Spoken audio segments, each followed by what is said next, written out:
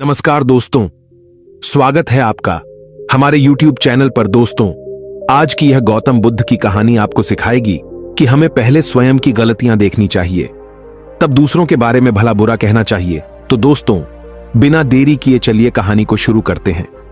एक बार गौतम बुद्ध कुटिया के बाहर बैठे हुए थे और उनका एक शिष्य फूल के पौधे को पानी सींच रहा था। तभी अचानक उनकी नजर गौतम बुद्ध पर पड़ी। शिष्य ने देखा कि गौतम बुद्ध मुस्कुरा रहे हैं।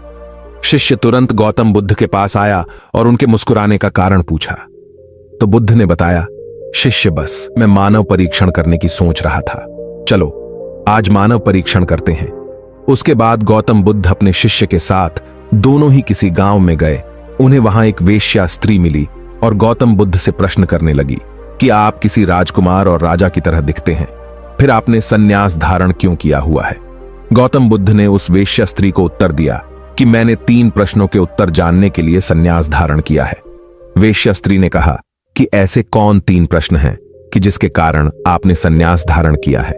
गौतम बुद्ध ने बताया कि हमारा शरीर युवा और आकर्षक है, लेकिन समय बीतेगा और समय के साथ साथ हमारा शरीर बूढ़ा होगा और बीमार होगा।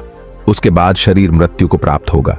मुझे बुढ़ापा, बीमारी और मृत्यु के कारण का ज्ञान प्राप्त करना है, इसीलिए मैंने संन्यास धारण किया है। महात्मा बुद्ध की ज्ञान भरी बातें सुनकर वह स्त्री बहुत प्रभावित हुई और महात्मा बुद्ध को अपने घर भोजन करने के लिए आमंत्रित किया। जैसे ही यह बात उस गांव वालों को पता चली तो गांव वाले महात्मा बुद्ध के पास आकर कहने लगे कि आप उस स्त्री के घर न जाएं, क्योंकि वो स्त्री चरित्रहीन है। महात्मा बुद्ध ने गांव के सरपंच को बुलाकर पूछा कि क्या यह सच है कि वो स्त्री चरित्रहीन है? सरपंच ने भी बुद्ध को बताया कि महात्मा, इन गांव वालों की बात सत्य है, वो स्त्री चरित्रहीन है। और तब महात्मा बुद्ध ने सरपंच का एक हाथ पकड़कर कहा, सरपंच जी, अब आप ताली बजाकर दिखाओ। तो सरपंच को आश्चर्य हुआ और कहा कि ये तो असंभव है, एक हाथ से ताली कभी नहीं बजती।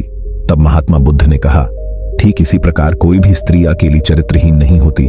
अगर वो स्त्री चरित्रहीन है तो आप सब गांव वाले भी चरित्रहीन हैं, तो मुझे भी आपके घर नहीं आना चाहिए। अगर पहले आप चरित्रहीन नहीं होते तो वो स्त्री भी चरित्रहीन नहीं होती।